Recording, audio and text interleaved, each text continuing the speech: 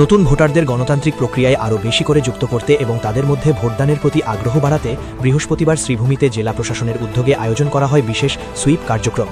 স্থানীয় ডিএসএ ময়দান জুড়ে এই সচেতনতামূলক অনুষ্ঠানে অংশ নেন প্রশাসনের একাধিক আধিকারিক ও স্থানীয় মানুষজন।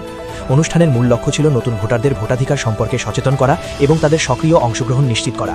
এদিন মঞ্চ থেকে প্রশাসনিক আধিকারিকরা ভোটদানের গুরুত্ব, গণতন্ত্রে নাগরিকের দায়িত্ব এবং একটি সঠিক সিদ্ধান্ত নেবার প্রয়োজনীয়তা নিয়ে বিস্তারিতভাবে আলোকপাত করেন। শুধু বক্তব্যেই সীমাবদ্ধ না থেকে অনুষ্ঠানে সাংস্কৃতিক পরিবেশনারও আয়োজন করা হয়, যা উপস্থিত সকলের মধ্যে বাড়তি উৎসাহ সৃষ্টি করে। বিশেষ করে ধামাইল নৃত্য ছিল এদিনের অন্যতম আকর্ষণ, যা দর্শকদের মন কেড়ে নেয় এবং পুরো পরিবেশকে আরও প্রাণবন্ত করে তোলে।